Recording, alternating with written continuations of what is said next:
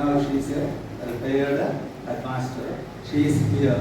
She will say, she will tell you a few words about Ekadashi and Gita Chari.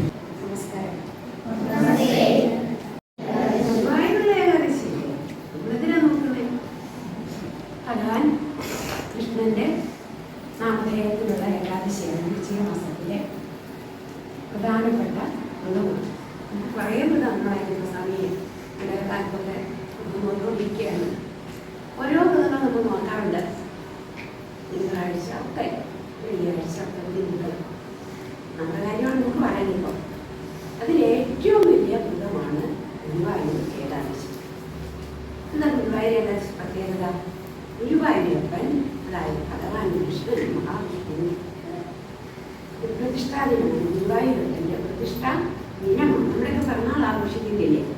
ഇവിടെ ഏറ്റവും പേർക്ക് വെച്ചിട്ടല്ലേ, നാൾ വെച്ചിട്ടല്ലേ? അതുപോലെ ഗുരുവായൂരപ്പനെ പ്രതിഷ്ഠിച്ച ദിവസമാണ് ഇന്ന് ഗുരുവായൂർ ഏകാദശിയായിട്ട് കൊണ്ടാടുന്നത്. ആരാ പ്രതിഷ്ഠിച്ചത്? നമ്മൾ പഠിച്ചിട്ടുണ്ട്. മത്സ്യകുമ്പ വരാഹ സംഭവം നമുക്ക് കഥയൊക്കെ കേട്ടിട്ടില്ലേ? അതിൽ ദ്വാരകാലം കടലാക്രമിച്ചു കഴിഞ്ഞു. ഭഗവാൻ ആ കടകളിൽ കുറേ ജനത്തിൽ ഇങ്ങനെ വീഴി നടക്കുമ്പോൾ ദേവഗുരുവായ ബൃഹസ്പതിയും വായു ഭഗവാനും ചേർന്ന് ഈ വീട്ടിൽ എവിടെ നിന്നും പ്രതിഷ്ഠിക്കണമല്ലോ. അങ്ങനെ മഹാദേവൻ പരമശിവന്റെ നിർദ്ദേശപ്രകാരം കണ്ടെത്തിയ സ്ഥലമാണ് ഗുരുവായൂർ.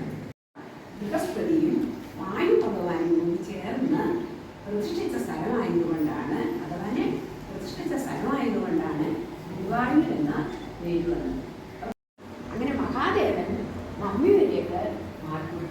നമ്മൾ ഗുരുവായൂർ ക്ഷേത്രത്തിൽ തൊഴാൻ പോകുമ്പോൾ മമ്മിയൂരിൽ പോയിട്ടാണ്, മമ്മിയൂരിൽ പോയി നമ്മൾ ഭഗവാനെ തൊഴണം, ശിവനെയും തൊഴണം. അപ്പോൾ ശിവനാണ് വിഷ്ണുവിനെ പ്രതിഷ്ഠിക്കാൻ, കൃഷ്ണനെ പ്രതിഷ്ഠിക്കാനുള്ള സൗകര്യം ചെയ്തു കൊടുത്തത്. അപ്പോൾ മമ്മിയൂരപ്പനും ഗുരുവായൂരപ്പനും വളരെ പ്രാധാന്യമാണ്.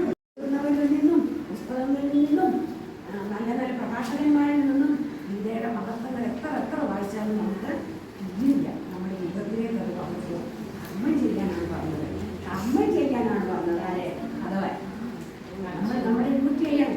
വിദ്യാർത്ഥി എന്ത് ചെയ്യണം? നമ്മുടെ ഡ്യൂട്ടി എന്താ? ധനമാണെന്ന് അടച്ചത് മാത്രമാവോ?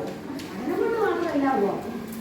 അക്ഷരം മുതിർന്നവരെ ബഹുമാനിക്കണം, ഈശ്വരനെ സേവിക്കണം, ഈശ്വര സേവ, സമൂഹത്തെ മറ്റുള്ളവർക്ക് ഉപകാരം ചെയ്യണം, സുഹൃത്തിന് ഉപകാരം ചെയ്യണം.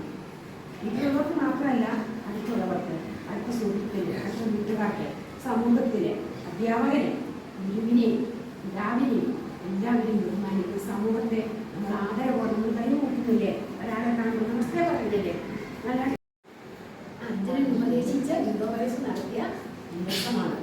ആ ജ്ഞാനയോഗം, കർമ്മയോഗം, ഭക്തിയോഗം ഇതൊക്കെ നമ്മൾ ചെറിയ ചെറിയ പുസ്തകത്തിൽ കൂടി വായിച്ചിട്ട് സംസ്കൃതത്തിൻ്റെ വിവർത്തനം പഠിച്ചിട്ട് സംശയങ്ങളൊക്കെ മറ്റുള്ളവരോടൊക്കെ ചോദിച്ച് മനസ്സിലാക്കി നമ്മുടെ ജീവിതം ജീവിപ്പിച്ചെടുക്കണം. നല്ല പൗരന്മാരായിട്ട്, നല്ല കുട്ടികളായിട്ട് നിങ്ങൾ വളരട്ടെ എന്ന് ഞാൻ പ്രാർത്ഥിച്ചുകൊണ്ട് എൻ്റെ പ്രാർത്ഥന നടത്തുന്നു.